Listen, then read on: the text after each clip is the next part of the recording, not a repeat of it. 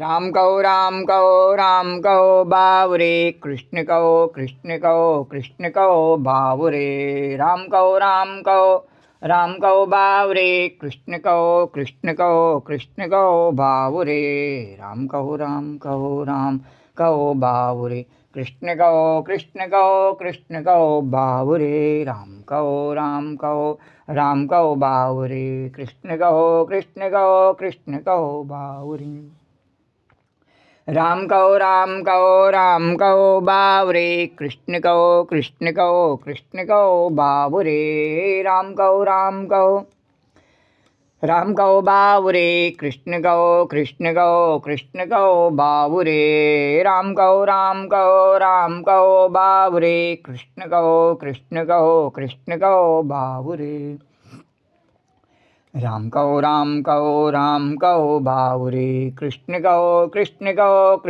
बावरे कृष्ण कहो बावरे राम कहो बावरे कृष्ण कहो बावरे राम कहो बावरे कृष्ण कहो बावरे राम कहो बावरे कृष्ण कहो बावरे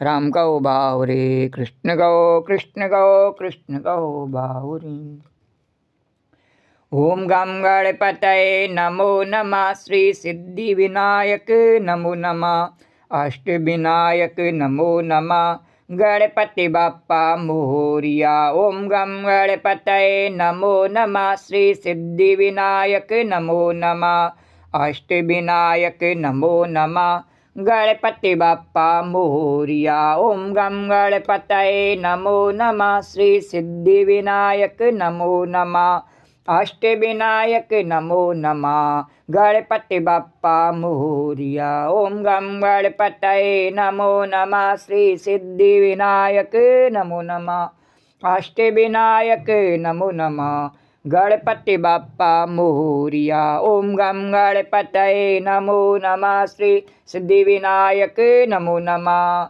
अष्ट विनायक नमो नमः गणपति बाप्पा मोरिया। ओम गम गणपतये नमो नमः श्री सिद्धि विनायक नमो नमः अष्ट विनायक नमो नमः गणपति बाप्पा मोरिया। ओम गम गणपतये नमो नमः श्री सिद्धि विनायक नमो नमः अष्ट विनायक नमो नमः गणपति बाप्पा मोरिया।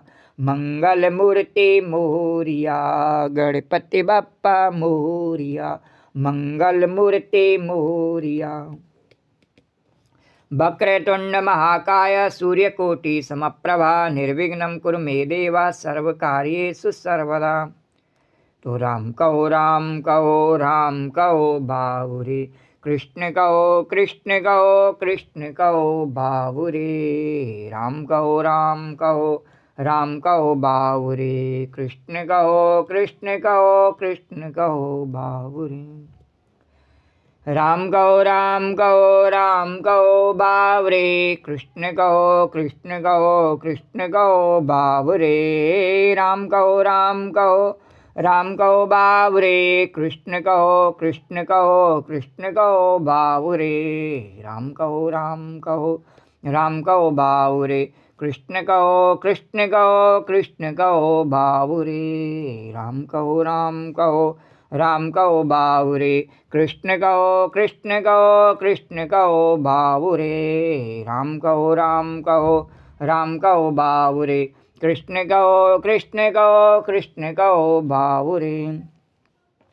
ओम नमः शिवाय हरि ओम नमः शिवाय ओम नमः शिवाय हरि ओम नमः शिवाय ओम नमः शिवाय हरि ओम नमः शिवाय ओम नमः शिवाय हरि ओम नमः शिवाय ओम नमः शिवाय हरि ओम नमः शिवाय ओम नमः शिवाय हरि ओम नमः शिवाय ओम नमः शिवाय हरि ओम नमः शिवाय। बोलो ओम नमः शिवाय हरि ओम नमः शिवाय ओम नमः शिवाय हरि ओम नमः शिवाय। ओम नमः शिवाय। हरि ओम नमः शिवाय। बोलो ओम नमः शिवाय। हरि ओम नमः शिवाय। बोलो ओम नमः शिवाय। हरि ओम नमः शिवाय। शिव ओम नमः शिवाय। भगवान ओम नमः शिवाय। बोले ओम नमः शिवाय। शंभु ओम नमः शिवाय। शिव ओम नमः शिवाय।